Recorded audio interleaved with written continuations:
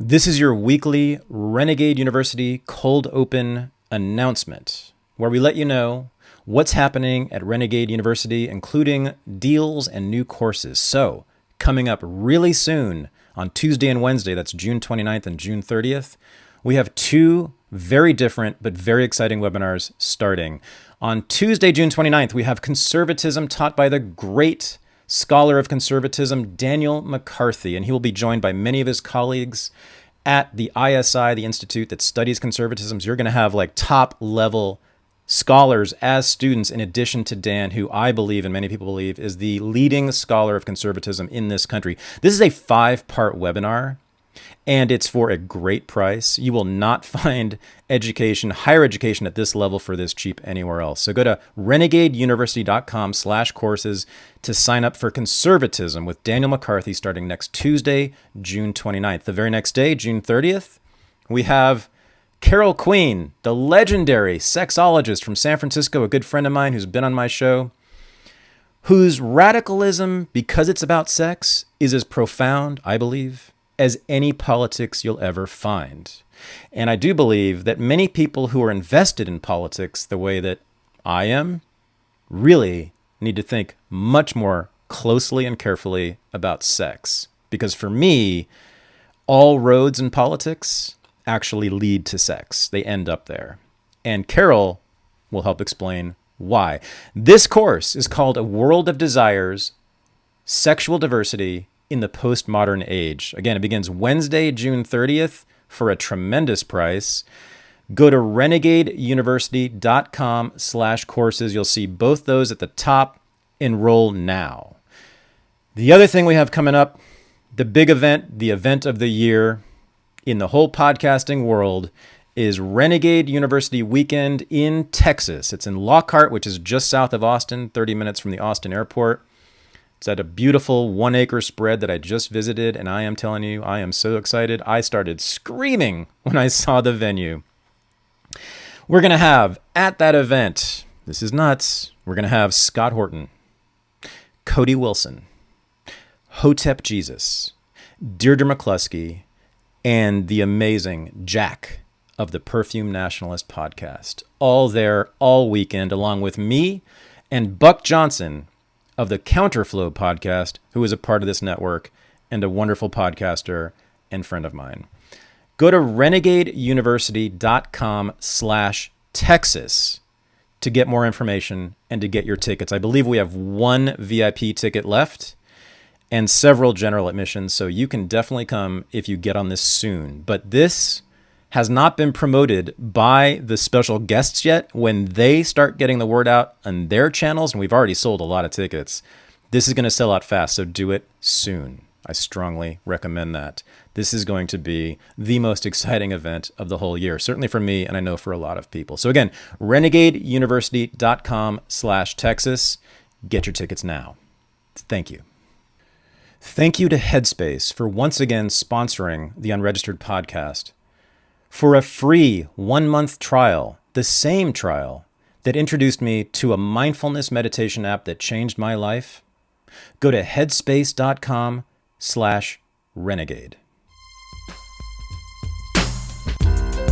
This is the Unregistered podcast, and I'm Thaddeus Russell. This is a show about ideas, people, and behaviors that are considered inappropriate, out of bounds, or beyond the pale. The things you're not supposed to talk about if you're a school teacher, a college professor, a businessman, a politician, a parent, a neighbor, or even a podcast host. These are the things you're not supposed to say or even think if you're a good liberal, a good conservative, or a good citizen. Each week, I'll interview a person who has something bad to say. They might be a journalist or a professor. They might be a porn star or a drug dealer. They might just be an ordinary person with an ordinary job who doesn't care about the rules of polite society. I'm not interested in breaking the rules just to be a troublemaker. I'm interested in people who break the rules of conventional thought and to expand the scope of what is possible to say in our society. I'm interested in people who make me think. For nearly my entire adult life, psychiatrists have claimed to know exactly what is wrong with me. and with you. My guest this week has proven, I think, that this entire time they've been wrong and with disastrous, potentially catastrophic consequences. This is my interview with Robert Whitaker.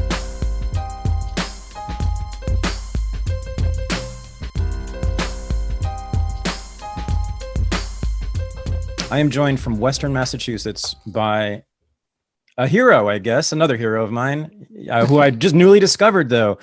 This is Robert Whitaker, who is part of what has been called the anti-psychiatry movement.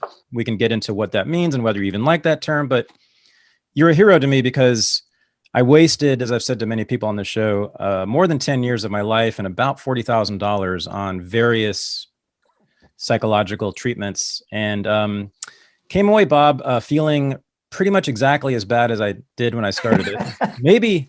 Maybe worse. And I think it probably damaged some of my principal relationships, as a matter of fact.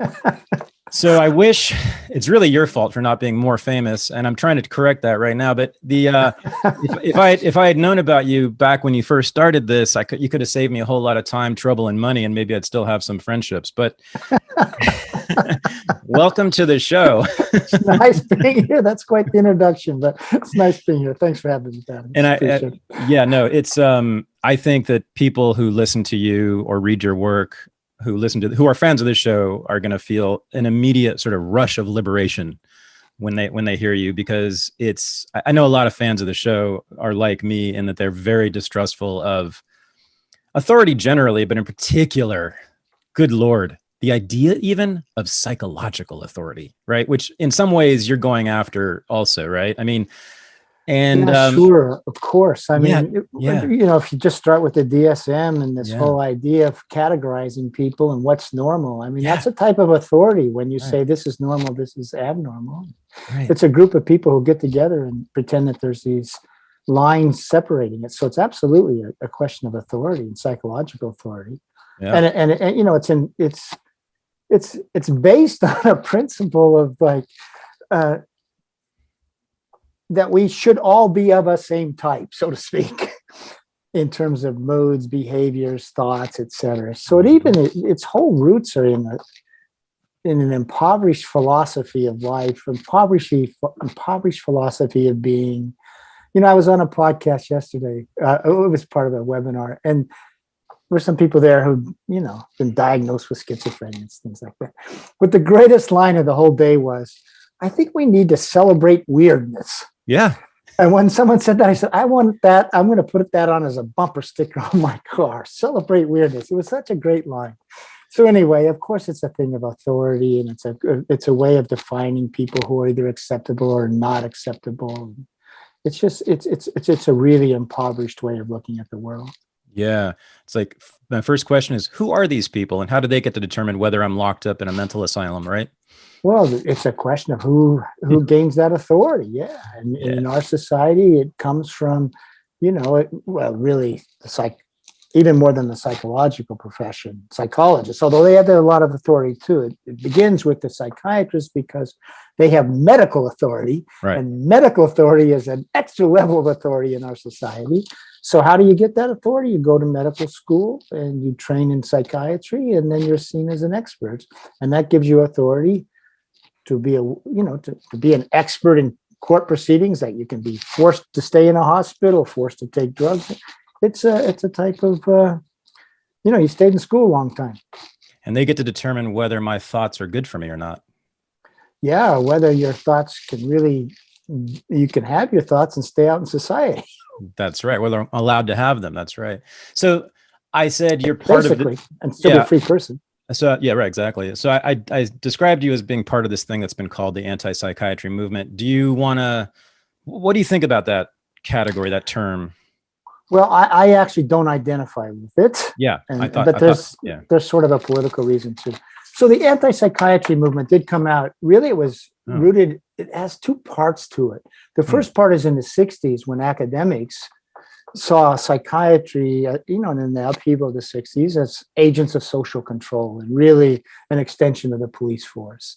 So they were saying, you're not a real medical specialty. You're just an arm of social control police force. And And it came with this sort of philosophy of the academic environment, Michel Foucault and all this sort of thing.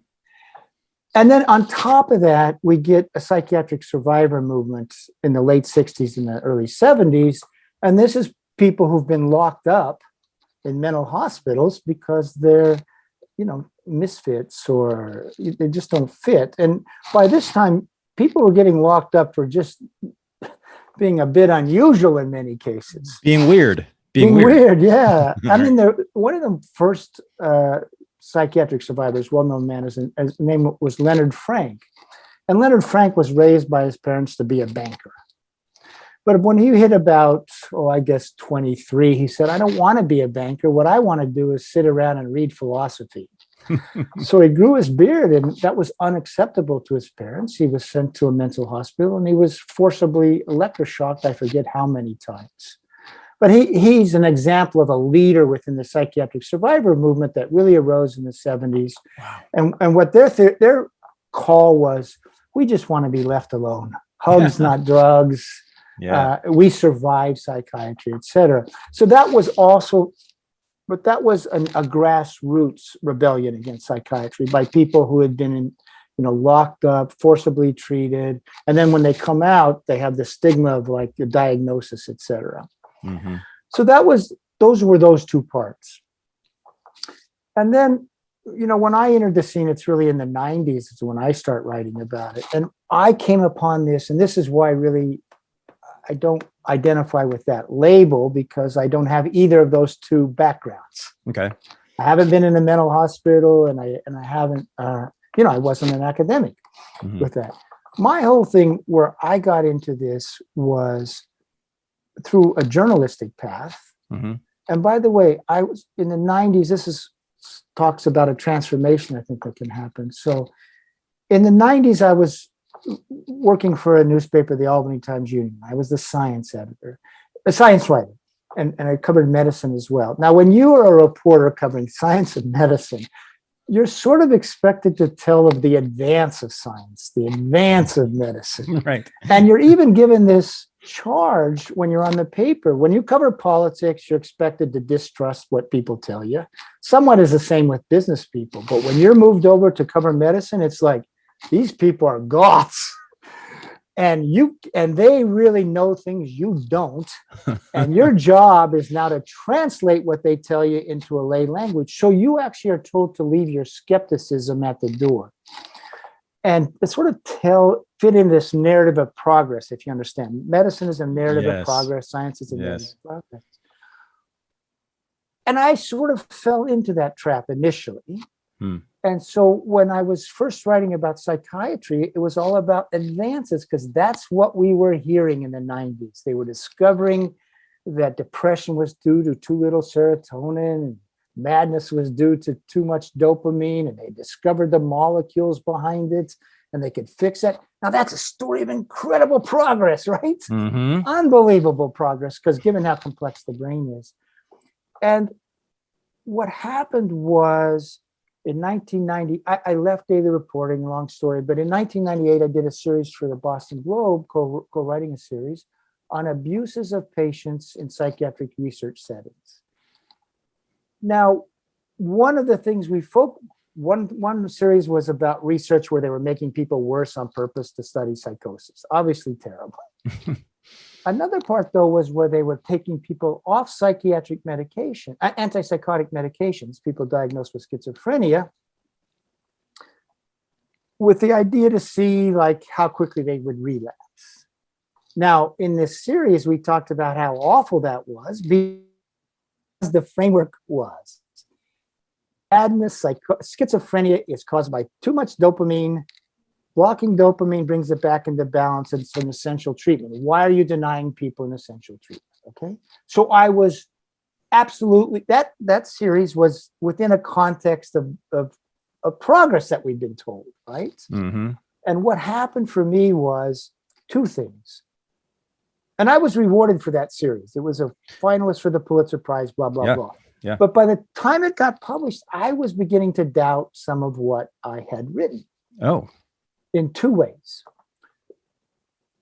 when I called up people with the psychiatric survivor movements about these studies where they had withdrawn people from antipsychotic medication, I thought they would tell me, oh, that's terrible. Because the metaphor is antipsychotics are like insulin for diabetes. And you would never, the analogy was you would never take insulin away from a diabetic. So why would you remove antipsychotic medication from a person diagnosed with schizophrenia?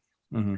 And our thought was that was terrible. But the people, psychiatric survivors, a guy named David Oakes, he says, well, we don't like the way they did it abruptly, but we hate these medications. A lot of us don't like these medications at all. They make us feel like zombies.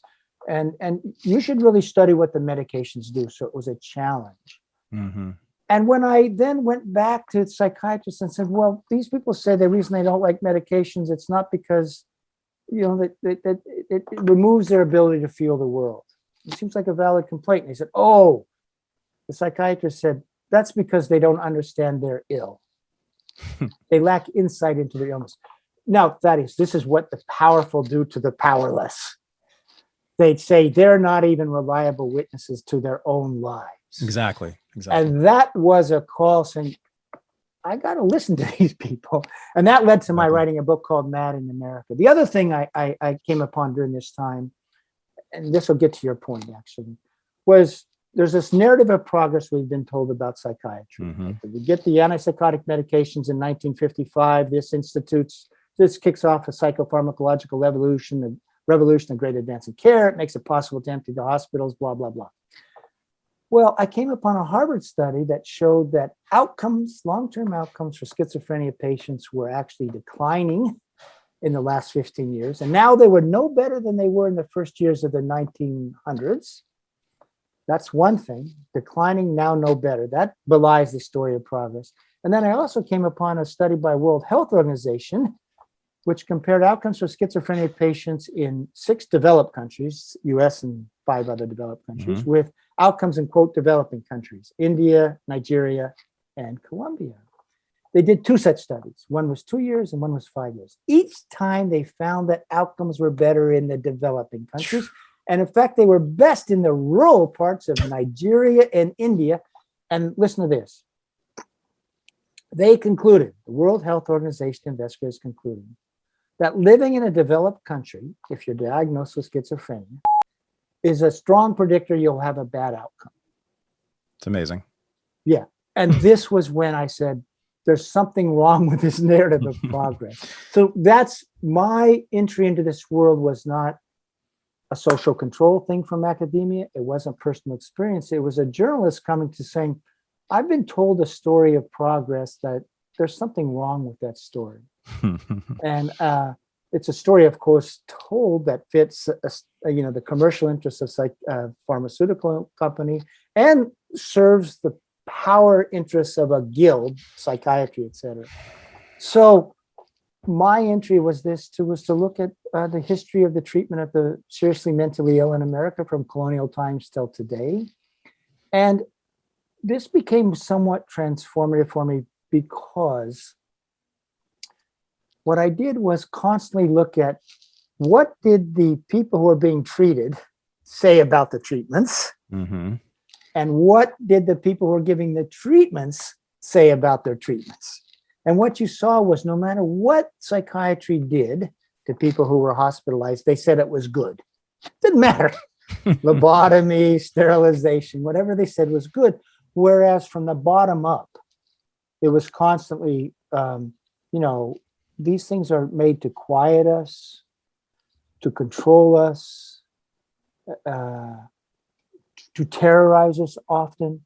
So it was such a visible thing about 2 different as people lived who get diagnosed with mental disorders and the people who do the diagnosing. And you see it's a question of the powerless versus the powerful, the outsiders versus the insiders. And what you felt, or I felt by the time I was done, was the truth, or sort of the more authenticity, the voice that had power with it was with the powerless, was with those who were being treated. So that was my entry into this. And And I continued with it because, in journalism, there's an old adage, your job is to comfort the afflicted and afflict the comfortable. Mm-hmm. And I felt that writing about this, Mad in America, was an example of that. And it was very rewarding to do that. So you wrote this series for the Albany Times-Union, which was shortlisted for the Pulitzer. And that was for the Boston Globe, actually. I had moved from the Albany Times-Union at that time. Yeah. Sorry, yeah, for the Globe, right. And from that's sort of launched your career in this, but you began to sort of find out this thing that is now about this thing that we're now calling scientism. Have you heard this term? Yeah. Right. So, the treatment, that's kind of what you were describing, right? The treatment of scientists, science as a religion and scientists as priests, essentially, right? We don't question them. And that's kind of what you ran into, it sounds like, with that article, right? That series. Yep. Yeah. And so, but as I was saying, along comes, in the 60s, 70s, 80s, and 90s, this thing that's called the anti-psychiatry movement, which you don't claim to be a part of. You said there was maybe a political reason for not joining that, or what is that? Yeah, not being perceived that way. Yeah, you're right. What's that? So anti-psychiatry seems that you're approaching things with an ideology. Okay, you have some dislike of this profession. My whole thing was again, from a journalist perspective, are you a truth teller? Mm-hmm. I'm talking about psychiatry as a profession. Right. And when you do your studies, do you actually tell us the truth about what you find? Are your studies actually set up to investigate a question, or are they basically set up to tell you an answer that you can use to benefit yourself? Mm-hmm. Mm-hmm. And so what I felt I was doing with the books I've written about this field, first Mad in America and then Anatomy of an Epidemic, and a book I co-wrote, Psychiatry and Influence, was saying, look, our society have organized ourselves around a false story, a false narrative told by the powerful, pharmaceutical companies and psychiatry as a profession. And if that gets branded along with anti-psychiatry, it takes away from that critique. Because the critique of the journalist here in this is a neutral one, one searching for the truth without a personal investment I'm not personally invested in this story. And hey, Bob. That's the first thing. The second thing, whoops. Sorry. So, you mentioned the thing, there's also a political reason. Yeah. I think this story that we've organized ourselves around has done great harm to us as a people, to our kids, the way we raise our kids, the way we think about ourselves. It sounds like you spent 10 years lost in the wilderness yourself. And so from that perspective, the idea is that if we can have some understanding of what research has really told us and what people with lived experience are telling us, the voice of those who've had the experience, and we put that out, that can be a forum for rethinking this whole place of psychiatry in our lives. If it is seen as coming from an anti-psychiatry perspective, psychiatry just says, the powers that be say, they don't like us. They have an ideological hatred for us. They're prejudiced, you mean? They're prejudiced. Okay. My point is, I'm just looking at really doing a couple of things. What does the science say? How is the science constructed? Is it constructed to actually find something out? And have they been reliable narrators or reporters of their own findings? And let's listen to the voice of those who are treated, because anytime you shut out the voice of a population and saying they're undeserving of being heard, that's a prescription for oppression, human rights abuses, all sorts of things. So those are the two principles that I like to present. What do we really know? And let's listen to the voice of those who are treated, and don't shut that dialogue down by saying I'm anti-psychiatry or our Mad in America, our webzine is anti-psychiatry. Now, as part of having a dialogue, of fostering and hosting a dialogue, we'll host people who write from that perspective because they have a certain voice, but it's not our politics. Gotcha. Okay, all fair. I get it. Just so people know, the movement I'm talking about, the stars in it, I guess, originally are Michel Foucault, who you mentioned, Thomas Szasz, who. Yeah. What's your feeling about Szasz? Well, I think we should all read Szasz. Yeah. Now, Cool. remember, Szasz was coming from Eastern Europe, right? After the war. Yeah. So he had a reason to be distrustful of authority. Yeah, no kidding. And police states. Yeah, big state institutions, right? Right. You know what's interesting? If you look at the reviews of his book, The Myth of Mental Illness, back in the 60s, today it's dismissed as some crazy book and all, right? Uh-huh. The reviews were quite positive in the 60s. Oh, wow. That we really need, this is a message we need to consider about what role does psychiatry play? And how are we assessing people? Because again, if you go back to totalitarian type states, if you stray from the norm, well, you can end up in prison or something. And by the way, in the Soviet Union in the 70s, dissenters were said to those who were dissenting, protesting against communism, were seen as mentally ill, thrown in mental prisons, and tortured with Haldo. Yeah.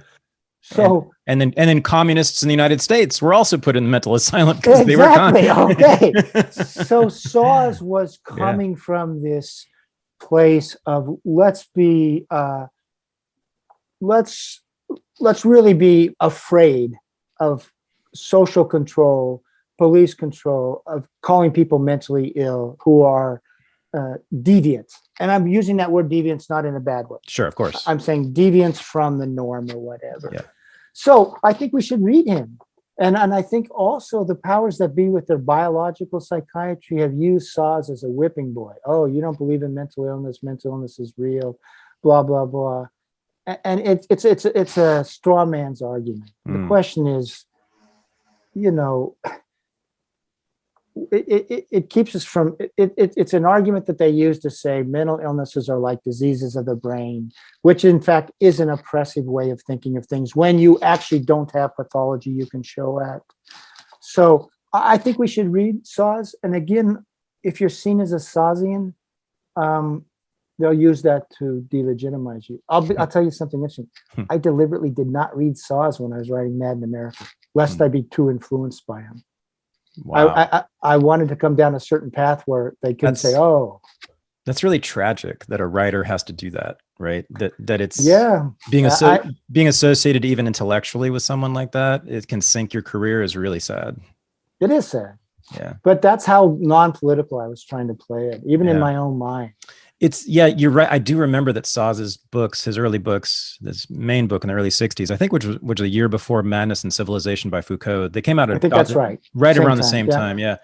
I do remember he had mainstream acceptance. I was very surprised to find that. And I think it's interesting and important, and we can probably maybe even explain this by your work, why we now consider him a kook. But then, but in the 1960s, around the time that I was born or just before then, he was fine and had mainstream. I think now that I'm thinking about the work that you've done, I think we can actually explain that, right? The famous mindfulness meditation app called Headspace has been on my phone since November of 2014. And I have used it in various ways every single day since then. That's almost 7 years ago. So whether it's a full meditation practice, a guided meditation, which can last from 10 to 20 to 30 minutes on Headspace, to just employing the techniques and the philosophy of mindfulness in my everyday life, I have found my anxiety to be relieved. I have found my insomnia to dissipate. I have found navigating difficult social situations so much easier, and I am generally a happier person who is far less gripped by the demons that used to occupy my mind. Headspace teaches you to be in the moment, in your body, in the here, in the now. That's why they focus on the breath and focus on your immediate surroundings and focus on paying attention to your body right now, rather than on the past, which is often full of things that torture us in terms of guilt and shame, or the future, which is very often a source of anxiety. What is going to happen to me? What's going to happen tomorrow? What's going to happen in the future? When will I die? All of those questions that haunt us, right? But by pushing the mind, not pushing, but guiding the mind to this moment, to the here and the now and your body, for me and for millions, possibly billions of people around the world, That's what works better than psychotherapy. I had spent 10 years in psychoanalytic psychotherapy and tens of thousands of dollars on it.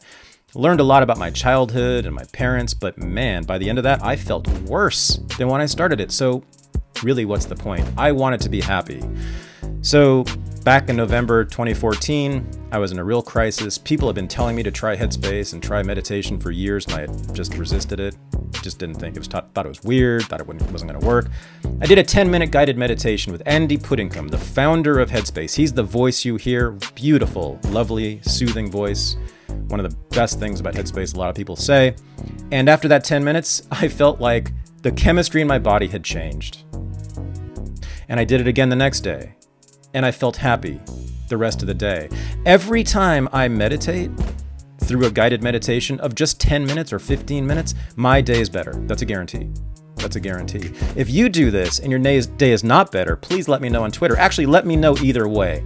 Go to Twitter. I'm at Thaddeus Russell at Twitter, and try Headspace and let me know. Go to headspace.com/renegade to get your free 1-month trial. That's exactly what I used back then in November of 2014. I found some ad offering exactly what I'm offering you today, the free 1-month trial. And you can get so much done in that 1 month, so much meditating, so much learning about how to be in the moment, in the body, in this world, rather than being subject to the winds of anxiety and terror and shame and guilt, all the things we all suffer with.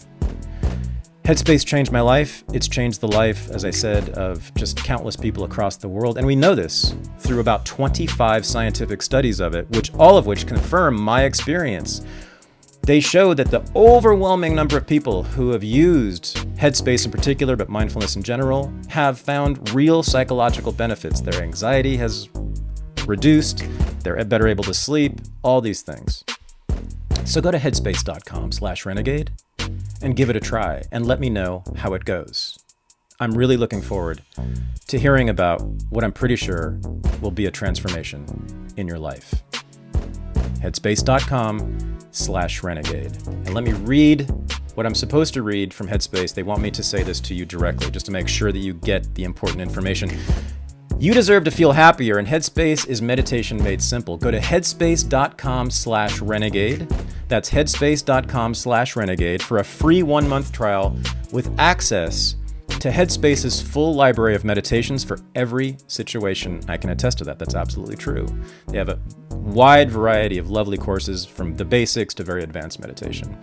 This is the best deal offered right now, which also is true. I can also vouch for that. Head to headspace.com/renegade today. Thanks. So we've got this anti-psychiatry movement covered. That's fine. And you're your own man. I like that. I appreciate that.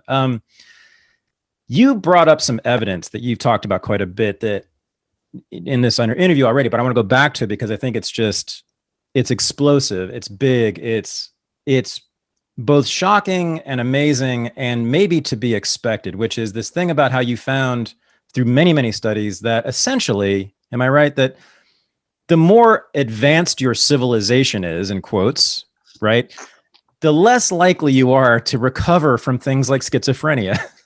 the more likely you're probably even to be diagnosed with them, but also that the treatment it's going to be less likely that you'll get out of it, right? Right.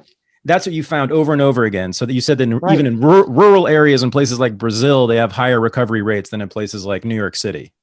Oh, absolutely. But listen, the best recovery, by the way, and here's an important thing.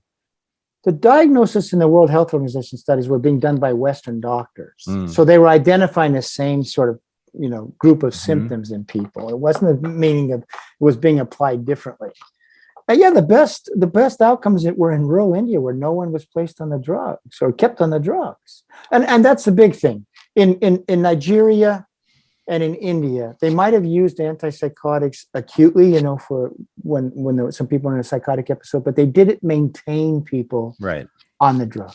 Right. That was the difference. And then when they went back 15, 20 years later, first of all, so many of them were asymptomatic. They'd had a time of schizophrenia or a time of psychosis. But my favorite story is when they went back 15 and 20 years later to talk to the people who'd been in that study in the various countries. And in the developed world, in the US, people were sitting around in, group homes and stuff and not doing anything, getting fat and that sort of thing, because they were maintained on these medications. But when they went to India, the people said, okay, listen, I can give you an hour of time, but I can't give you any more hour of time because I got to be working in the fields. So it was a totally different, outcome. I mean, they just said the course was so different. I had a good friend who was from Cameroon, and he was from the tribal family, the leaders of that tribe. Okay, and one of the things he did is he worked with, quote, the curers of the sickhead in that tribal community, and he talked about how they had a parade each year, and that the people who were seen as struggling led the parade. And they talked about one woman in the community who we would call her crazy, but she had a soup stand, and whatever she did was crazy, was okay. The point is, it's not that there isn't in these rural societies diversity of behaviors, diversity of struggles, etc. It's within the more within the spectrum of what is seen as the human spectrum. Right. People are weird. Right. People are different, and people are eccentric. And one drug does not fit all. Yeah, one drug doesn't fit all. But the other thing is what you're getting at here, Stan, the research on, say, antipsychotics long term. Antipsychotics are meant to change you. They're meant to change how you experience the world. They change your brain physiologically. And the research shows that on the whole, that change is not, it very much diminishes your chance that you'll get a regular life back or any sort of decent life back. And we just had a study 2 months ago. It's the best long-term study ever done by Martin Harrow and Thomas Jobe in the United States, funded by the NIMH. And they concluded that if you're on medication, you have 1/6 the chance of being in recovery as those off medication. Or to put it opposite, those off medications were 6 times more likely to be recovered. And their version of recovery meant working or in school half time. And you know what they found? Now, this was a study where they began following people out of 2 Chicago area hospitals, late 70s, early 1980s. Everybody's treated conventionally in the hospital, they're discharged, and now they just follow them. And what they found is the people who left care, who left psychiatry, often psychotic when they exited, they were the ones that had the best outcomes, because over time they quit taking their medication, and a high percentage of them got stable and were able to return to a working life, a social life. You're talking about psychotic people. I'm talking about people diagnosed with schizophrenia. Schizophrenics. You're saying that a major study, and this comports with other studies as well, right? That people who do not take treatment are 6 times more likely to become functional? Yeah, to be in recovery, and to be in recovery was asymptomatic, stable, and have a decent level of functioning, as measured by working or in school half time and some social friendships. Yeah, 6 times more likely to be in recovery. And by the way, it's not just any study. This was the study that the NIMH funded to figure out what happened to people long term. And listen to this. You know what Martin Harrow told the American Psychiatric Association in 2008? He said this, reporting at the National Annual Conference: I conclude that people diagnosed with schizophrenia off medication have significantly better global outcomes over the long term. That was his finding. Now, there's been other studies now that basically from, there was a Norwegian study, we've had a German study, from other countries that are finding, indeed, it's the people who get off their medications that are more likely to be in recovery. And surveys of people so medicated, you're diagnosed with schizophrenia or diagnosed with psychotic disorder. If you survey those people, here's what the surveys have found.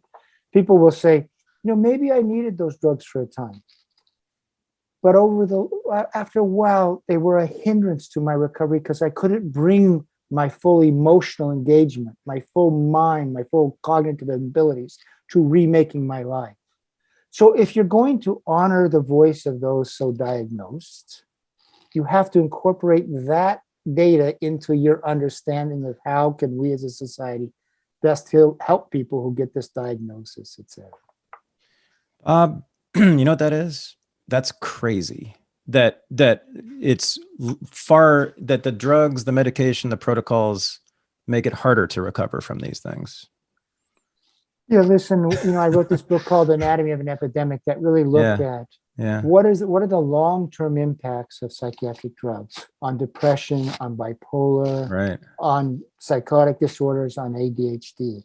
And remember the way you started this with scientism. Mm-hmm. So how do drugs get approved? Well, they knock down a symptom better than placebo over the short term. By the way, there is actually no placebos in these drug trials. We can talk about that.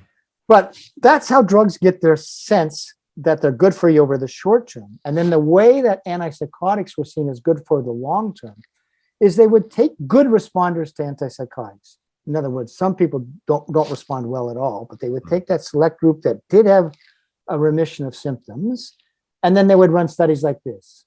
Half would be abruptly taken off their drug. The other half would be kept on the drug. And guess what happened to those abruptly withdrawn from the drugs? They relapsed. But instead of saying this may be a drug withdrawal effect, they said, the disease returns, and that's why you have to stay on the drug the rest of your life. There's no information on there about quality of life, how people are functioning, nothing like that. But that's the design that led to this whole story.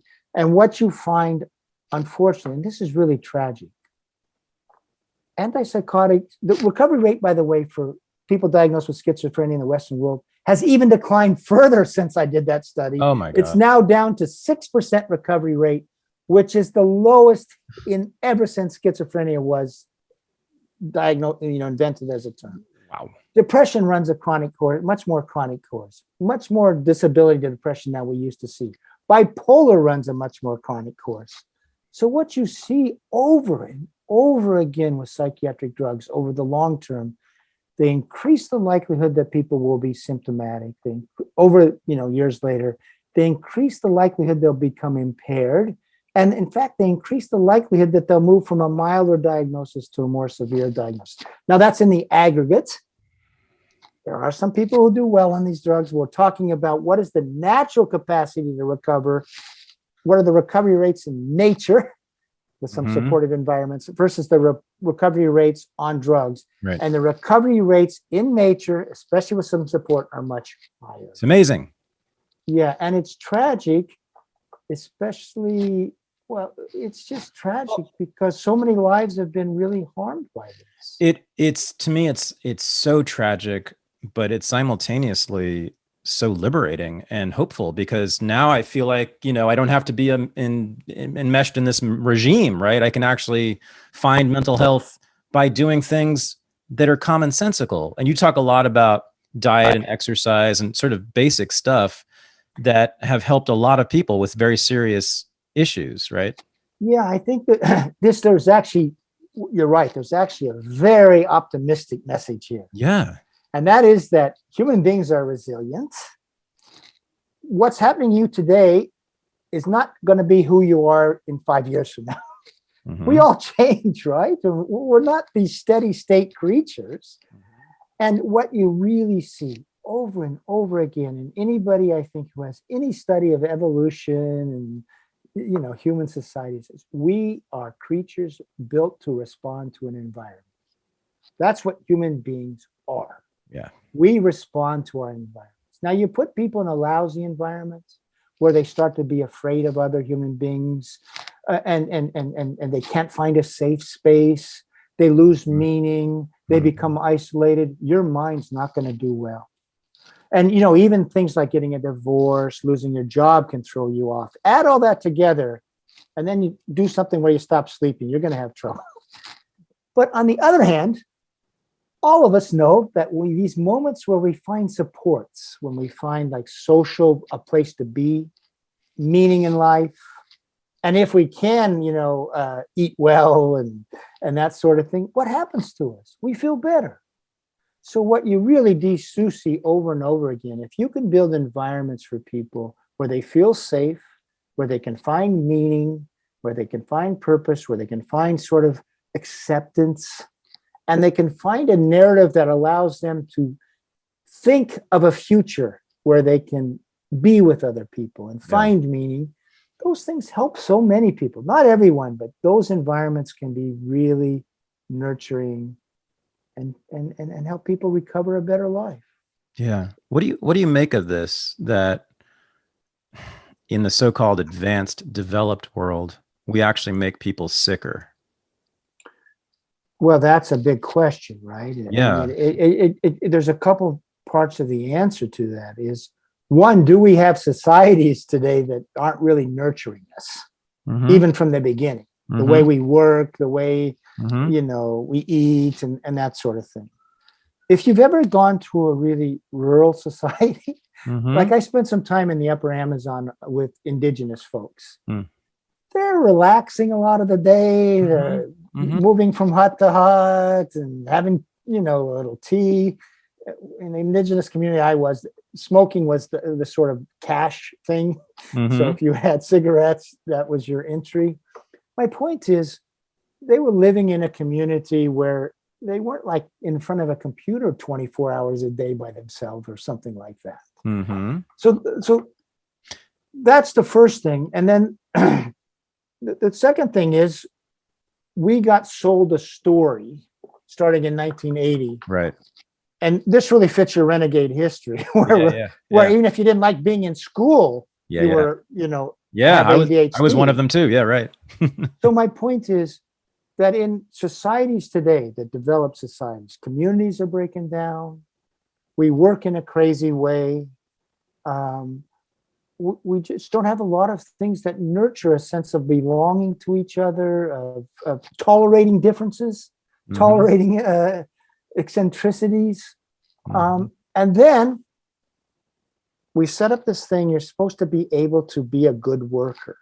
You're supposed to be good at school and do your math right and do all these things right. So you're supposed to fit into a capitalist block and be a good member of that capitalist society. But we human beings really aren't meant to be like this. No. So part of it is they're putting, however you want to do it, people a round block into a square hole in modern society. That's what I think is going on. Going on with our kids, etc. Imagine those first factory workers in the 19th century walking into that place for the first time, in like Worcester, Massachusetts or someplace, right? The very first factories, right? Seeing this from a farm, and all of a sudden you're in this giant box and you got to be there for 10, 12, 14 hours. And you got to be working on a machine doing the same thing over and over and over again. That, I submit, will be bad for your mental health. We did an interview with a man named Peter Sterling, who's a neuroscientist from UPenn, and he's written a book precisely about this.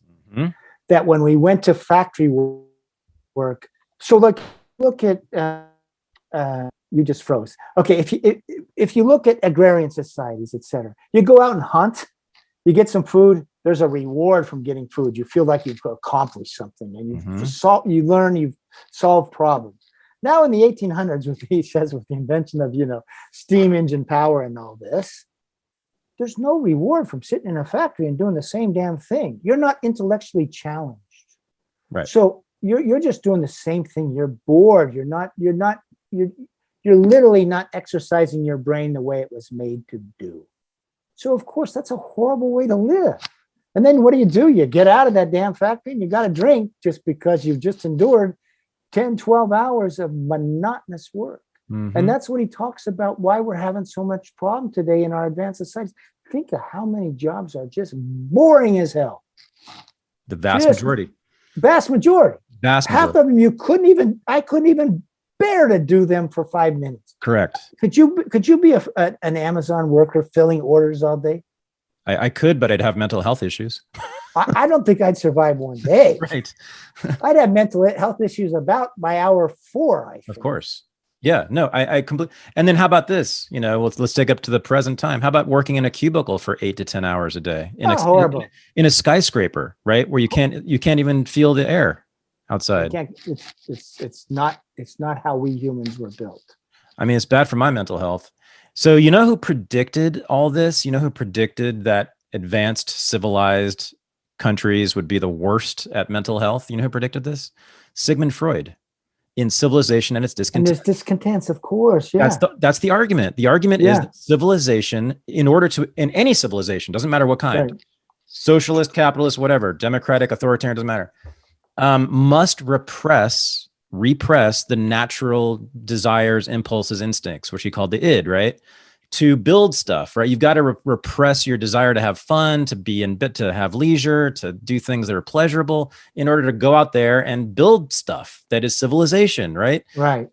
But he says at the end, he says, but the problem is, so you're going to get, skyscrapers and airplanes and bridges, but the problem is you're going to get more and more repression, and the stuff returns in a worse form. He calls it, of course, the return of the repressed, that famous concept, right? Yeah. Which people have interpreted as pathologies, sometimes psychosis, anger that's anarchic, whatever. Bad stuff will come back.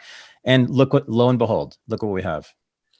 Yeah. I mean, listen, you could say that the maladjustment is if you can become adjusted to this way of living. Yeah.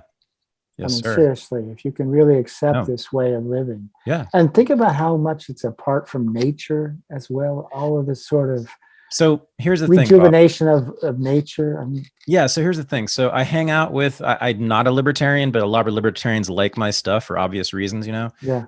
And, and I'm with them on I'm very much with them on the good part of capitalism, which is not just good, it's phenomenal, right? I mean, I'm not going to give up my bridges and airplanes. Thank you very much. I love it. I love the internet. I love that I can do this with you. That's all because of capitalism, 100%, right?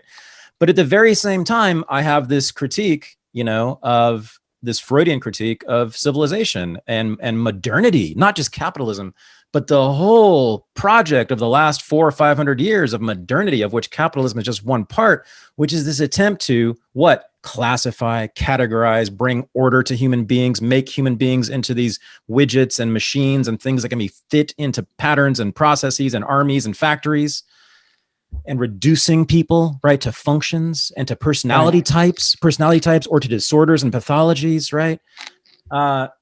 It's all very civilized, isn't it? And yet, well, it's an interesting, dilemma you're talking about, right? Here. Right. Because there certainly are amazing things about our life today. We live like kings in some ways. Completely. Our ability to travel, that's unbelievable. Even poor people in the United States live like kings compared to poor people in the United States 60 years ago. I mean, they didn't have air conditioning 60 years ago, right? That's true. Yeah. And go to your grocery store. Sure. Go to your grocery store. Even someone in the 1960s couldn't believe the grocery stores of today. Yeah. I mean, watch it. Some of the most moving thing you may ever see is an immigrant from like a sub-Saharan African country walk into an American grocery store for the first time. Many of them start weeping because it's just so incredible. I've never seen, and I completely understand that. But at the same time, this bounty we submit, you and I and others submit, comes with a terrible cost, which we're seeing in. Yeah, that's what hasn't been solved. That has not been solved because capitalism runs profits to those who can put people into these boxes to produce. And that's my feeling. That's how you do this. That's how you run these things. Yeah. So it's the same system that helps create all these amazing new inventions at the same time is dehumanizing towards its workers. Yeah. That's the essential paradox. Yeah. I agree. It's just, and I don't even know what the answer is, except, I mean, maybe it is what you've been prescribing. And I've kind of been trying to do this myself, which I think you're calling for, is this fair to say, communitarian responses to mental health issues? Absolutely. I think we nurture mental health within community. With communities, yeah. And not necessarily, I hope you're saying not necessarily with government intervention though, right? No. Thank you. Okay, good. No. Good. Okay, good. No, community is actually, it's contrary to government intervention. Right. Because real community comes from the grassroots. Amen. And so that's where community comes from. Mm-hmm. And communities become self-governing in so many ways. And an honest community where you know each other, you're tolerant of people. And actually, you can appreciate people who think differently, because you're also, one of the things is you're dedicated to the community, the survival of the community, and you feel the sort of the warmth of a community. A community has warmth, and emotional warmth. So I was just in Texas, where I met with, in person for the first time, Carlos and Vanessa Abelar of Paloma Verde CBD, our wonderful sponsor of a year now. And when we were hanging out, I heard from Vanessa that because of unregistered listeners and their purchasing of many, many products from Paloma Verde over the last year, and their continued support, and the fact that they often reorder, because of all that, they were able to pay the rent for an office space that they've been using for Paloma Verde. And I cried because there is nothing more moving to me than helping someone like that in particular. You know, these are independent, ordinary folk who just wanted to do good and have a business and be entrepreneurs. And as I've said many times before, the banks wouldn't help them, wouldn't even give them accounts sometimes, much less loans, because they were a, quote, marijuana-related business. You know, and the whole stigma against marijuana still continues, and it's been extended even to CBD, which of course contains no THC. You can't get high at all from it, but nonetheless, they had those barriers, massive cultural and legal barriers to deal with. The lockdown, the lockdown shut them down. They had a gorgeous brick and mortar store in San Antonio, and the lockdowns kiboshed that completely. And they had to start from scratch and sell everything online. And because of you guys, the listeners of this show, they've been able to flourish and become the company they wanted to become. And they're introducing new products all the time. They have a brand new website, which is totally gorgeous. Go to palomaverdecbd.com and check that out. I am just so proud of them, of you, and of this show for what it's done. But none of this would have happened if their products weren't great. And Vanessa's customer service puts them over the top. So for us, they give us 25% off every single product in the store, which is a deal you simply will not find anywhere else for CBD. They offer other deals as well. The Unregistered Combo Pack, which is my 3 favorite products in it, the soft gels, the gummies, and the fast-acting tincture, that's 33% off if you use their discount code RENEGADE. And people, as I said, keep reordering, which is proof positive that the products are good and the company is good. Vanessa, in every order, puts in a handwritten note thanking the customers, and people have gotten many, many messages and pictures of those notes from lots of fans of Paloma Verde telling me how much they appreciated that. And, she just puts a lot of love into every order, and she loves this business and she loves helping people, which is what they're doing. And you're helping them. So this is a beautiful symbiotic relationship that I deeply value and I feel tremendous pride in. So go to palomaverdecbd.com. Get your products for 25% off. I've been talking a lot about their melatonin formula, which is a soft gel. This is a CBT and melatonin hybrid formula, which is the ideal drug outside of, heavy duty sleeping pills for sleep. I mean, this is the gold standard right now for that. Get that. They have a whole sleep bundle of which this is a part. Get that. These things are helping people. I've had insomnia my whole life. I've had anxiety issues and panic issues my whole life, and CBD helps. It makes my body better. It makes my life better. And I don't know what I would do without it. And I strongly encourage you to get some CBD and get it from the best CBD company, the most human CBD company, and the CBD company that's going to give you the best deals. Get it from them. Go to palomaverdecbd.com. Use the discount code RENEGADE. 25% off everything, 33% off the Unregistered Combo Pack. And there's just lots of products to explore. Go there, make your body feel better, make your life better, and I thank you. for me, loneliness or just isolation is the worst possible thing for my mental health. I mean, that is the number one indicator of how I'm going to be doing. And I think it's because my mind becomes an even bigger echo chamber. Yeah, sure. You're just lost with your own self, and you don't have a sounding board out there. But also there's just something about, listen, for Anatomy of an Epidemic, I probably interviewed 100 people who've been hospitalized, 75. Mm-hmm. You know what the story was over and over again? Mm. I couldn't fit in. I got bullied. Mm. There was a lot of trauma, et cetera. With women, it's a lot of sexual abuse and all. Yeah. But the biggest thing was a lack of a safe place, also at home. So, and people get lonely. They get afraid even to be with others. So yeah, that's debilitating. And I think we all know this. Now, there are some people who they like being alone. People come in different things. Sure. And sometimes I need to be alone for. Yeah. So but communities, a real community allows for that. It allows for people to be more social, to be more by themselves. Yeah, I honestly, I think that's where we need to think about is how do we create supportive communities, and communities that work together to provide goods, that provide shelter, that sort of thing. Amen. I had Johan Hari on the show, and Sure. Very, very similar argument he makes, and I was completely won over by it. I think it's correct. Now we have to figure out what kinds of communities, and of course, as you've been saying for decades, let's not make it one size fits all. That's kind of the problem with the psychiatric profession, is that it pushed all these disparate people into these singular boxes, right? So I think a diversity of communities and we need a plurality and, many of them, right, to fit all the different weirdnesses out there. I just want to yesterday was such a beautiful moment when people said, let's celebrate weirdness.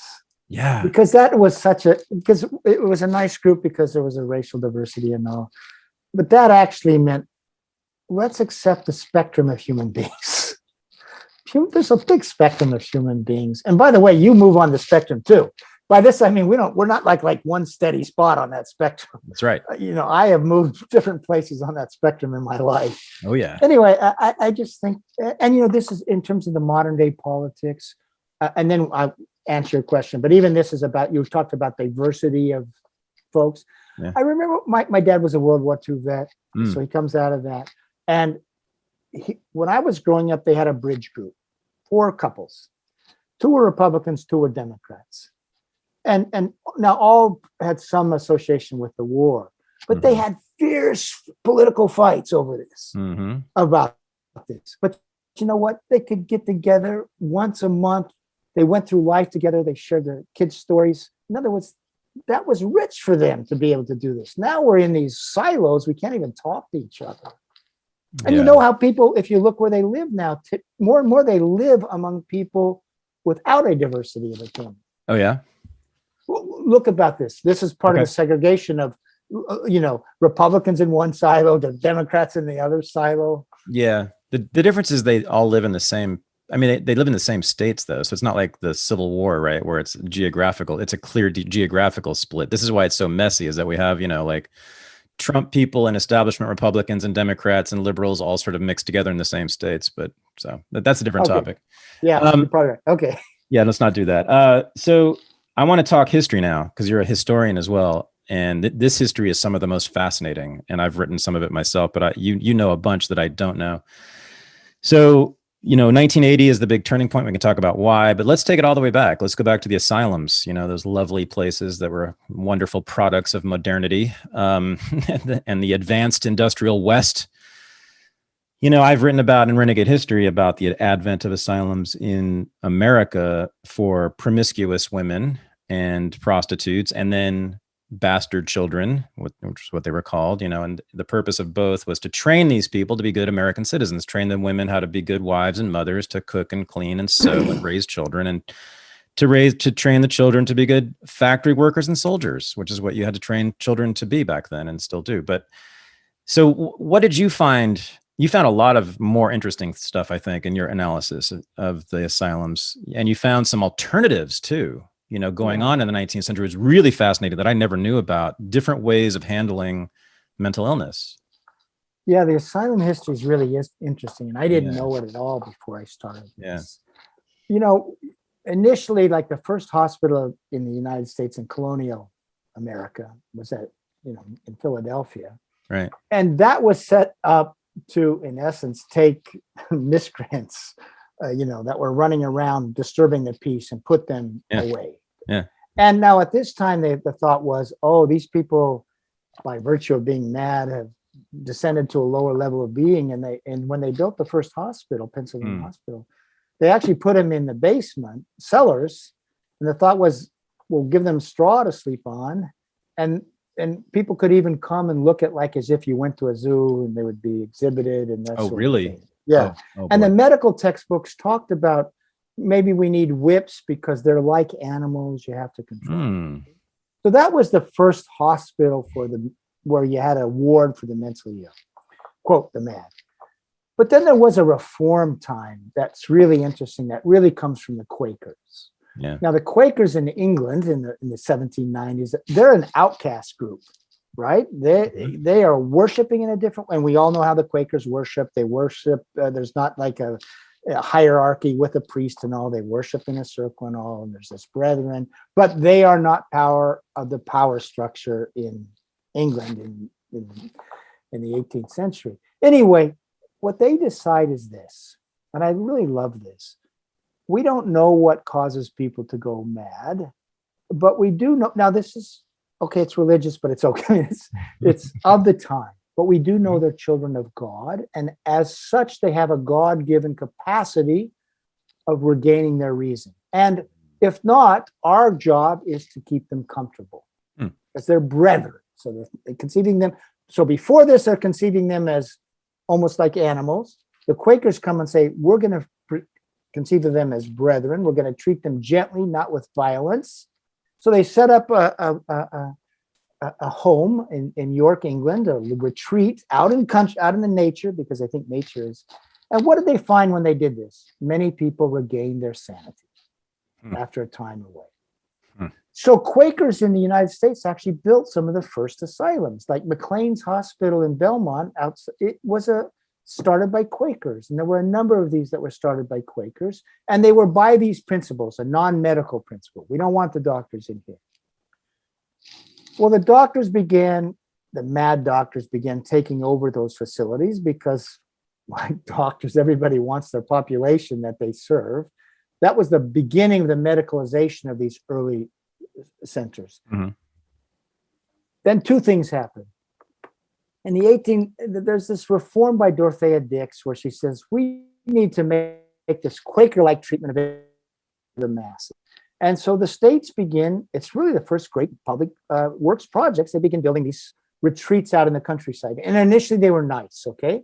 They were in countryside, the architecture was nice. But the minute they did this, people started dumping, local communities started dumping the elderly, those with syphilis in there, those with dementia. And of course, people stopped getting better, and they began bigger and bigger and bigger. So we lost that old small retreat. And then we get the eugenics era in the United States. Oh, right.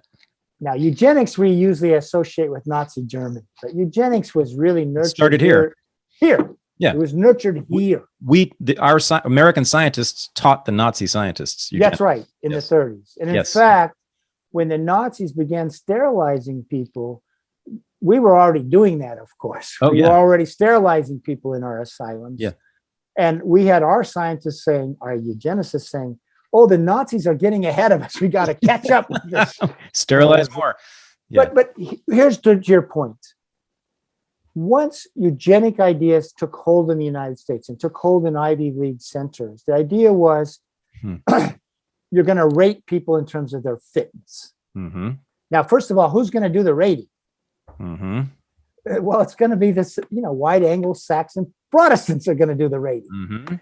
And they're going to say, we're the most fit. And then you get, the more people are unlike them, they're going to be seen as less fit. So who's less fit? Well, Jews are less fit. People from Southern Europe are less fit. Of course, Black people are less fit. And there's this descending order. And at the bottom of this, it's, quote, the mentally ill. Mm. And once you have this ranking, the idea is you put people in the mental hospitals and you keep them there so they can't breathe. So what happens is and once this begins to take hold in around 1900, they start sterilizing people and they say that's good for people, et cetera, et cetera. But really the idea is we have to keep them segregated. Right. Now, once that happens, our understanding of madness is people don't get better because they're staying in these hospitals forever. But we don't recognize it as a social policy. Now, what's really interesting that isn't known about our mental hospital history is in 1945, what happens? End of World War II.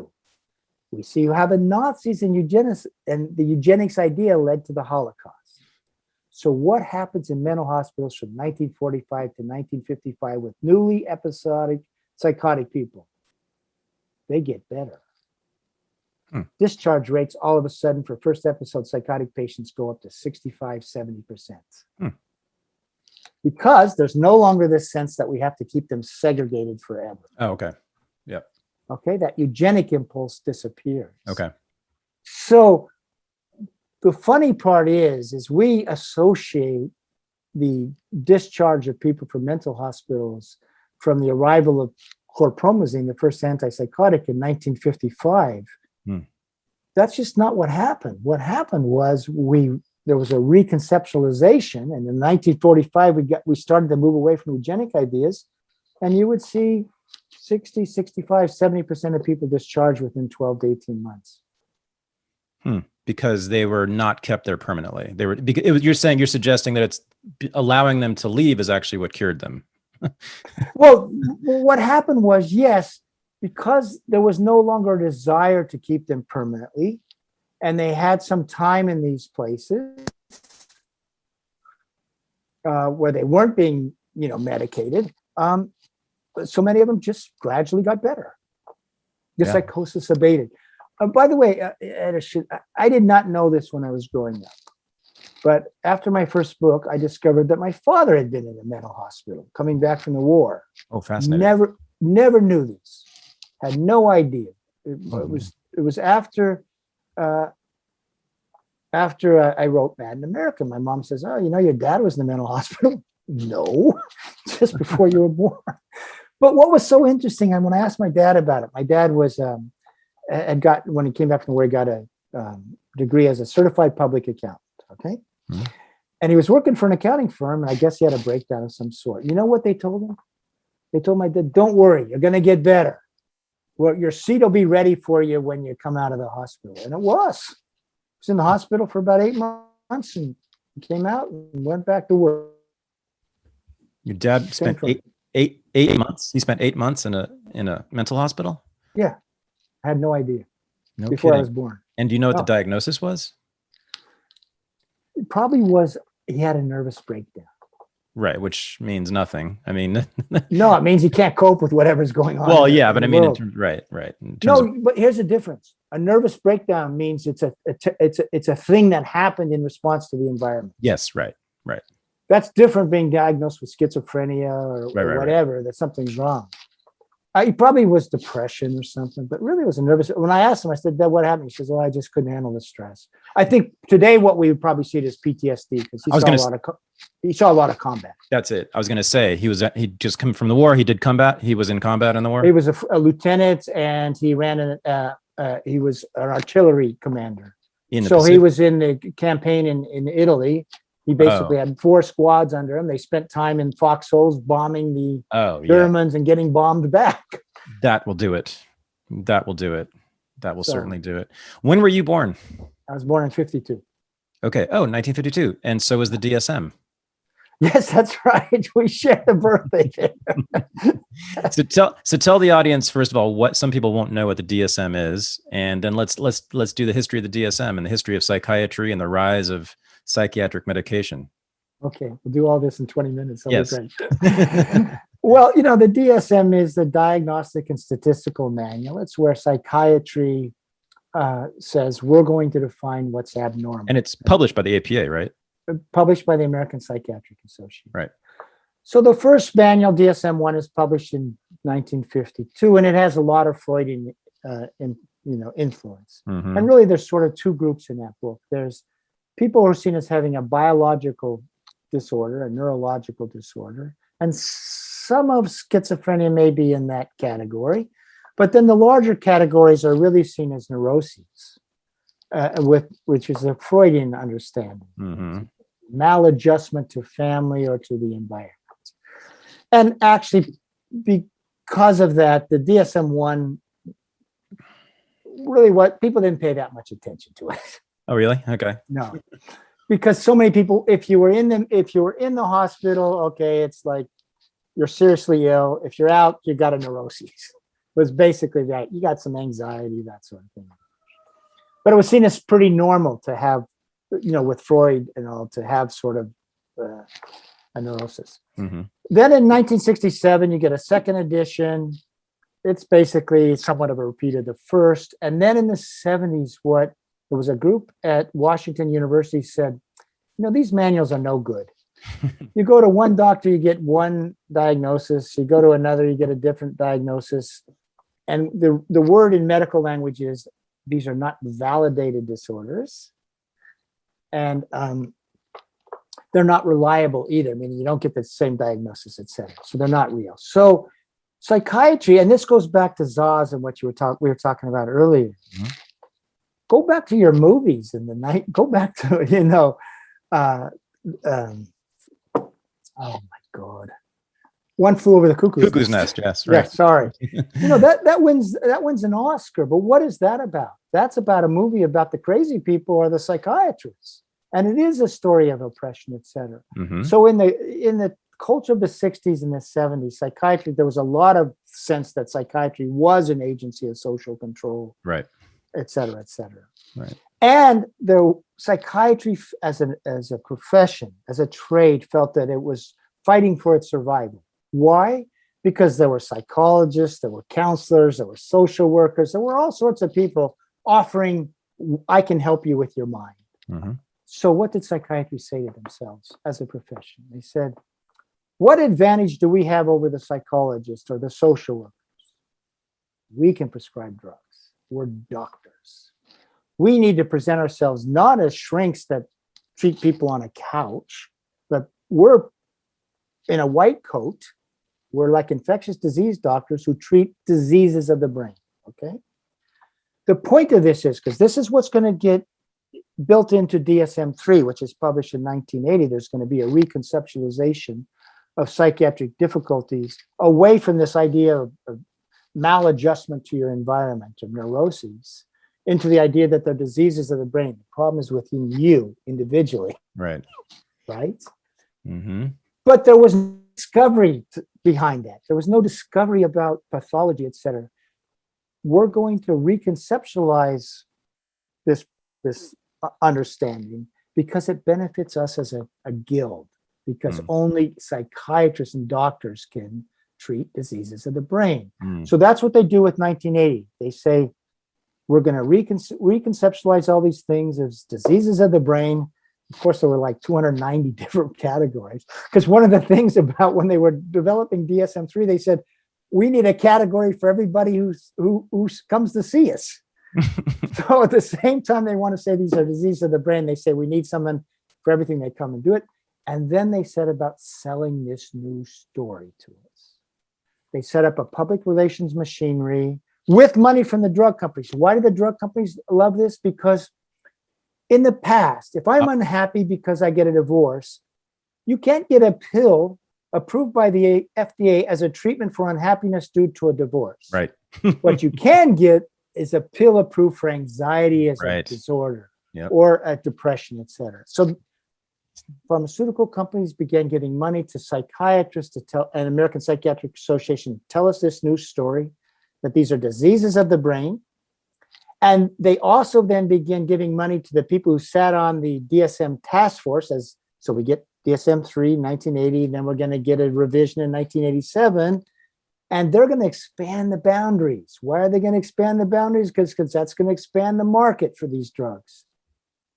And that's going to also expand the power of psychiatry over our lives. And that is what we get starting in 1980. It's a new philosophy of being, that the problems are resolved in reside in the chemicals of your brain. And so not in your reaction to environment, not how social society is organized, it's with your brain chemistry. And we began hearing that these drugs fix the chemical imbalance in the brain, which is an antibiotic model. And we organized our belief, our care and our thinking around that. So if you got depressed, you said, I have a chemical imbalance. If your kid, a boy in particular, didn't like to go to school and, got in scuffles or whatever, he had ADHD, that was caused by a chemical imbalance. And this begins this big psychiatrization of our society, where today, 25 to 30% of kids entering college, have a diagnosis and a prescription. 50% will need mental health services during their 40 years. So that just, on the one hand, we say that's crazy, but from a capitalistic point of view, think about what a success that is. Sure. And we have something like 20% of Americans take a psychiatric drug on a daily basis.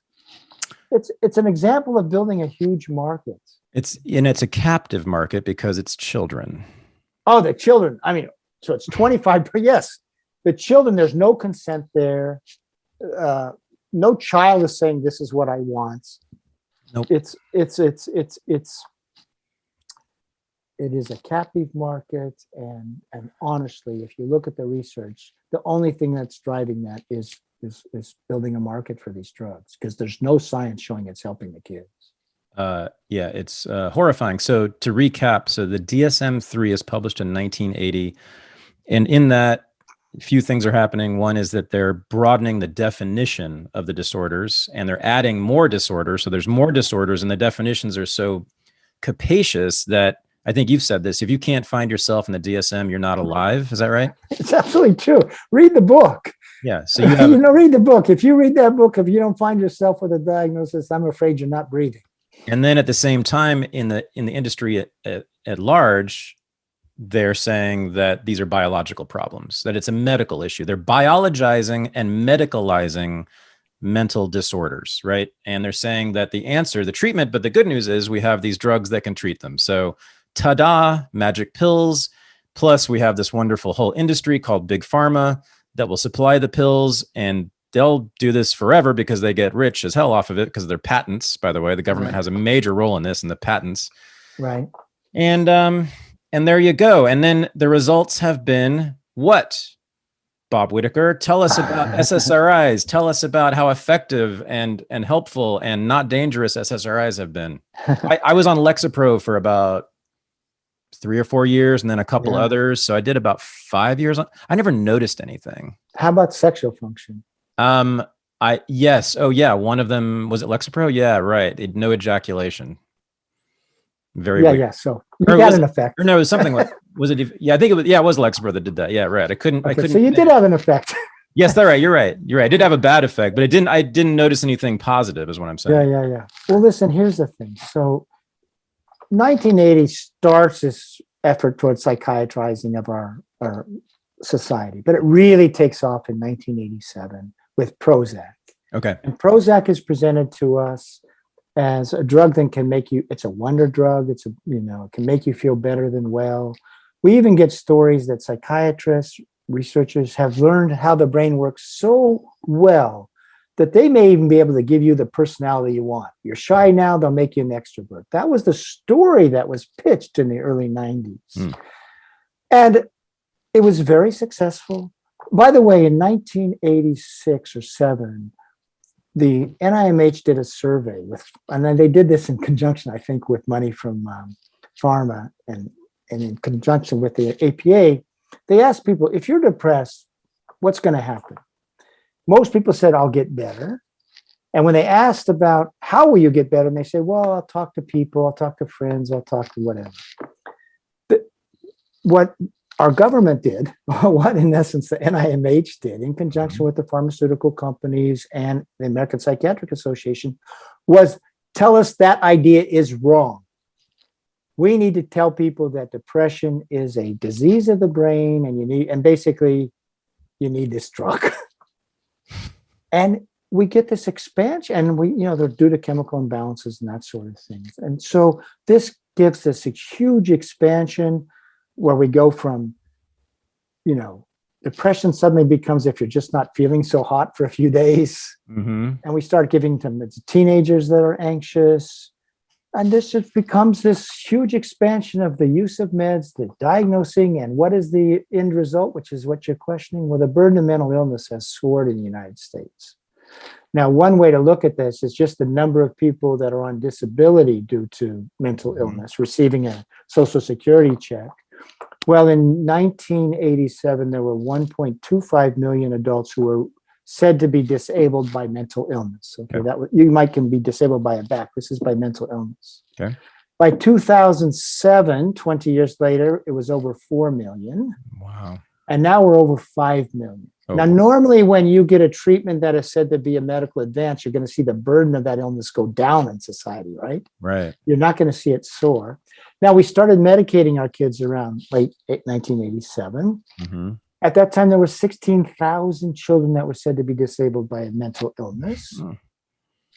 Now, by 2010, there were over 650,000 children disabled by a mental illness. Wow. Meaning their guardians or parents got a check. And when those kids hit age 18, 2/3 go on to adult disability. So it's like a career path has been set up in our society where we label kids, medicate them, and they become lifelong mental patients. And there was just an article a couple of weeks ago saying that 3-year-olds can have ADHD and they need to be medicated with stimulants. Jesus Christ. 3-year-olds. Jesus Christ.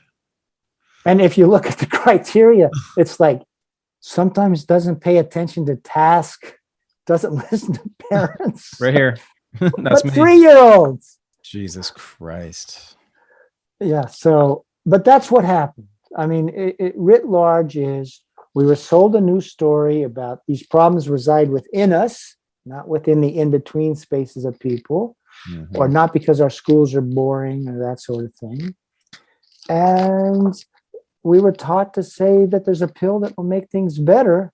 And yet, even as we were being told that, research was showing that, in fact, the chemical imbalance hypothesis wasn't panning out. In fact, in 1998, the American Psychiatric Association's own textbook said, hey, we've been looking into the serotonin hypothesis of depression now for 20 years, 30 years, and we haven't found it to be so. We're not finding any lesion in the serotonergic system. 2004, the former director of the NIMH, Stephen Hyman, said, we're not finding any lesion in the dopamine system.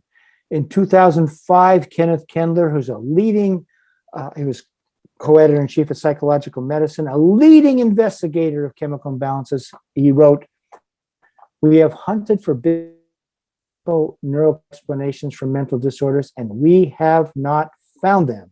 Were you told that in the public? You weren't. In fact, I think it was 2006, the American Psychiatric Association mounted a public relations campaign to say that psychiatrists are experts in fixing chemical imbalances in the brain. That's what we do. At the same time, their own literature was saying we haven't found this. So this goes back to what I was saying in the very beginning. My job as a reporter is to say, well, what did the science actually say okay, here's what you're being told in the PR, but what was the science being told? And as far as the efficacy, Prozac, do you know that Prozac, when it was tested in Germany, the German authorities said, this drug should not be licensed. It's wholly unsuited. It's not effective. It makes some people suicidal. It makes some people go manic. This drug shouldn't be licensed. And even in the United States, the trials of Prozac, if anything, they weren't as good as the old tricyclics. And there was a signal about suicide. There was a signal about these drugs that cause psychosis. There was a signal of mania. So the drug that gets pitched to us as a a breakthrough medication that can make you feel better than well. And the actual trials was not very effective, and all sorts of harms were showing up. And I could go on and on. You know, the new atypical antipsychotics were Risperdal and Zyprexa. They were seen as so great. I used a Freedom of Information request to get what the FDA thought of Risperdal. This is back in the 90s. And what the FDA said is, your trials are biased by design, same to Janssen. There's no evidence, and you cannot make any claim that your drug is any better than Haldol. And in fact, we may find all sorts of new adverse effects with these drugs. So where did the claim get made? The FDA said that to the company, but the company paid psychiatrists at academic medical schools to say this drug is much better. And that's where we got these claims that these second generation drugs were so much better. Amazing. So you have found, I mean, there's many, many studies. You've mostly just reported on them, but you have reported on many, many studies that have shown just overwhelming evidence by now that these medications on net do more harm than good, right? Yep. That's just astonishing. We have so what is it, 80 million or 90 million people have been prescribed medication at this point? Oh, that's a good question. At any one time, about 60, at any one time, maybe 70 million people are on these drugs. At any one time, yeah. At any one time, like right now. And that's just America. Yeah, that's just the United States. That's right now in this country alone. Okay. Yeah, around 20% of our population. I think our population is around 320 million right now. And they do more harm than good. Over the long term, it's really clear. And they're being forced on children who not only don't know anything, but they have no choice in the matter. What we're doing to children, I think, is beyond tragic. It's removing their right to grow up and be. Because you grew up, you weren't a model child. I read your thing. Yeah. No, but the whole point is, existentially, this is part of the great journey of being alive. Of course. You sort of figure out how to be in the world, who you are, and you struggle with your mind. And that's part of growing up. That's the essential part of that. Part of the beauty of being born is you're going to struggle. You find out who you are a little bit. And that's what growing up is about. And now we say to kids, oh, if you don't do your homework on time, you have ADHD, take a stimulant, and then the stimulant will make you less engaged with others. And all the data shows that there's all sorts of for kids who are medicated and diagnosed, it gives them a message of a weakness. Something's not right with me. I should be looking at myself all the time, monitoring my thoughts. If they're wrong, that's something wrong with me. We've completely changed childhood with the psychiatrization. And I think we're robbing children of the right to just grow up and have a chance to make their way in life. My son, unfortunately, briefly was placed on Ritalin against my judgment, but I didn't have all the say in this because there's a mother involved and we're no longer married. But I heard you say that Ritalin is, what'd you call it? Long-lasting cocaine. That's what it is in terms of the mechanics of its action and its mechanism of action. And this, by the way, this comes from people at the National Institute of Drug Abuse who did this. Yeah. In other words, the cocaine has a certain mechanism of action that I think it prevents it keeps cocaine longer it keeps dopamine longer in the synaptic cleft. It ups dopamine levels, okay, to a certain with a certain robustness. Cocaine, Ritalin does exactly the same thing. The only difference is you don't excrete it. It stays in your body longer. So it's long-lasting cocaine. That's what it is. And by the way, that's not me. That's not Bob Whitaker describing it. That's Nora Volkow at the National Institute of Drug Abuse said they both up dopamine levels. One of the differences is one is longer acting, and that's Ritalin. Right. And I was on Adderall, which we all know, or many of us know, is almost identical to meth, crystal meth. Yeah. I mean, what's the difference between a lot of these drugs that are prescribed and not prescribed? They're seen as so bad. It's just And we why draw not a just line and say if the doctor prescribes it, it's okay. But if you get it on the street, it's not yeah, okay. why not just walk down the street and get some cocaine or meth from the dealer, right? Why bother with getting prescriptions if that's all it is? It is something else. Downstream effects. I want to talk about that for a second. And thank you so much for asking me about the sexual side effect of Lexapro. I forgot that. Look how brainwashed I've become, even me, right? I forgot what they did to me in my body. That was why I stopped it. I stopped taking it because of that. Thank you. But also the downstream side effects. So sexual side effects, sexual disorders are one of the main side effects of these drugs. And, we might be seeing some evidence elsewhere in our society and around the world about some sexual dysfunction going on a mass scale here. Maybe. Can you talk? I've heard you talk about this. Can you talk a little bit about this? Like, what are your thoughts? Well, I mean, That's really scary. there's two different things here, I think, going on. I mean, I know I don't know what's happening in cultural influences, and there's this whole thing with, the sperm counts are down and all that sort of thing. Okay? Right. That's one thing. Okay. For people related to SSRIs, or actually the antipsychotics too. Antipsychotics also dim your sexual drive. But let's just stay with the SSRI antidepressants, so they're so popular. Mm-hmm. You'll actually see anywhere from, depending how you describe sexual dysfunction, it's like 50 to 80% have some loss of sexual function, including loss of desire, etc. Okay. Mm-hmm. But you talked about couldn't ejaculate. Well, that's one thing, but there's also this lack of desire.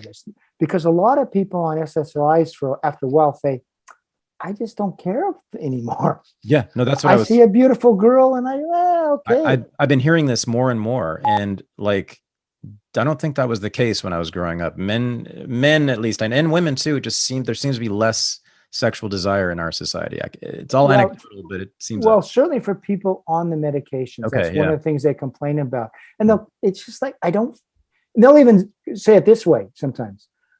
I don't respond to music the way I used to. Mm-hmm. I don't respond to a rainbow the way I used to, a beautiful sight in nature. It's like I'm just numbed to the world. Mm-hmm. Now, the thing that is happening that is so scary is about 25% of people, when they come off their SSRI they've been on, they don't get their sexual function back. Oh my God. This is called post-SSRI sexual dysfunction. It's about 25%. Jesus Christ. And it's particularly common among people who are medicated as teenagers. So they go through puberty on this. They're at even higher risk of not getting their sexual function back. Now, I interviewed a bunch of people in 2011 for a magazine story on this, and it was crushing. We met people, I was 18, 17, I was put on these drugs, and then I went to college, and I saw my friends having sex, and I thought, I'm missing out. And then I got off my drug, and I just I didn't care. And here I am 3-4 years later, I don't care. And they just felt they had something so important to life robbed from them. And so then I looked into, the research into this, and it shows up in animals as well. So if you give rats an SSRI during puberty, just even for a fairly short time, and then, take them off, those rats will copulate much less. But so what happened to that magazine story? Do you think it got published? You're kidding. No. when I got the assignment, I said, kidding. The guy called me up. He said, what do you want to write? I said, I want to write about PSSD, sexual dysfunction. Not just on the drugs, but coming off. He goes, wow, that's really interesting. I hadn't heard of this. It's in 2011. So I interviewed a bunch of people. I did the research, blah, blah, blah. And I said to him, though, I want a good kill fee because I know you're not running this. Because I've looked at your advertisements and you get a lot of drug advertisements. Look at magazines. Oh. So the story's accepted. It's all okay. Then I get this call from the editor. He goes, we're not running this story. You can't run this story.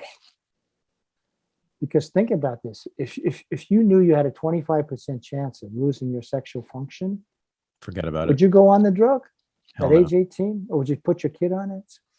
This is what, and by the way, this is why. Why don't you get your sexual functioning back? Well, the idea is that there's some iatrogenic damage going on to your serotonergic system that doesn't heal. And there's even away from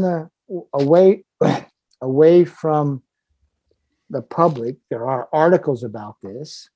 And it's also, there's something called tardive dysphoria, where you get this low level depression on the drug.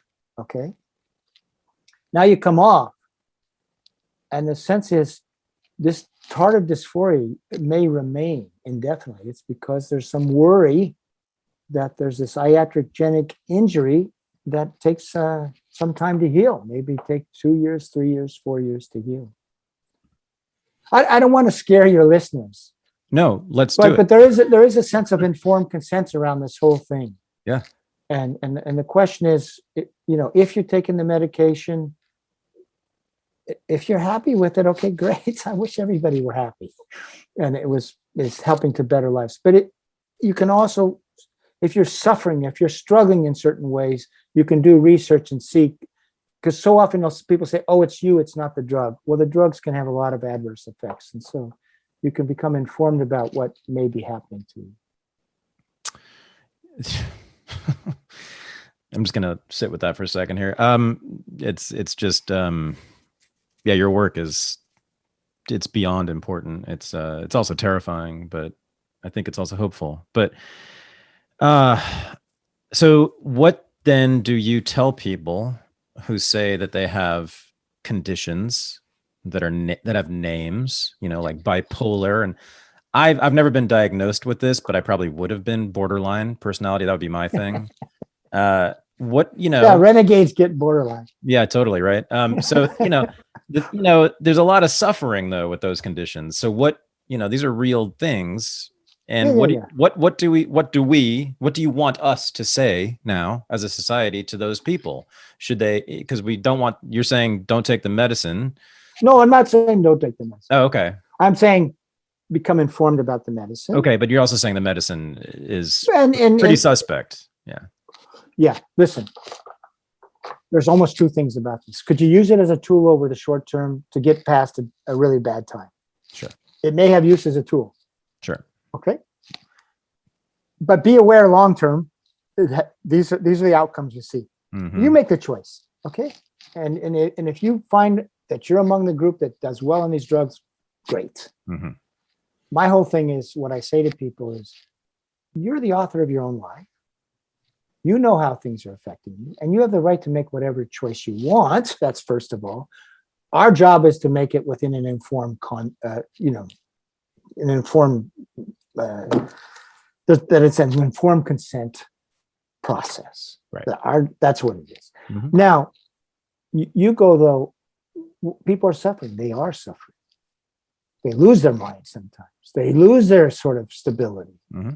and it's awful. And they can lose. There's many, many pathways to that place. And so what I say, or what I believe, is we need to be humble. Good. In saying that we don't know people go down these paths. There can be many paths that end up into these very difficult states. And when that happens, I say this. In terms of the meds, informed consent, okay? If you want to take them and they help you, great. But do be aware of these long terms. But I also say this. What do we know that helps people? Right. And what we know that helps people is having a place in life, having someone to love and be loved, have meaning in life. Shelter is important. Mm-hmm. Food is important. Mm-hmm. So let's build up those supports for people and help bringing to people. We at Mad in America, we did a recent thing on volunteerism, where people encouraged to be volunteers can be so helpful. Well, why is that? Well, when you volunteer, you're helping someone else. Whereas if you're in the mental patient role, people are always saying, "Oh, you're the one." Right. And next thing you know, you go to a party or something. What do? Oh, I volunteer at the animal shelter. It gives them a story to start mm-hmm. to tell. Also gets them out of their head and out of their own problems. Right. Yeah. So what I say to people is, people do suffer, of course. Mm-hmm. They suffer for many reasons. And by the way, there can be biological avenues to this thing. No question. Sure. But there can be many avenues to this. Let's be humble. Right. And let's try to build up a society that can offer like respite houses, like a lot of what's happening in the United States in certain places is people who've been in mental hospitals are building little crisis centers where people can go and get help outside of the hospital. Mm-hmm. So, and let's learn from others. I mean, we are seeing like in northern Finland, they do something called open dialogue therapy that minimizes use of antipsychotics, and they have the best outcomes in the Western world. So let's learn from that. So let's learn from systems of care that get better results. Nice. So that's nice. what I say. I like it. I like it. Humility, very important. Don't treat science like a religion. Don't treat scientists like priests. Know the evidence. Know the science, and make your own decision. And we are mysteries. And what? We are mysteries. We are mysteries. Yes, indeed. Often I say, in my field, social science, we're always looking for causes. We're always trying to like explain why someone did this or why some group did that. And it's more often than not, it's like, I say we will probably never know. And we don't even need to know why. We just know that it happened and we can deal with it then. But Bob Whitaker, thank you so much for all of your work, your career. I mean, you're shining light for so many people and showing a way out of at this point, I mean, it depends on how you measure it, but either a 30 or 40 year process or maybe like a 200-year process of putting people in holes, basically, in different kinds of holes.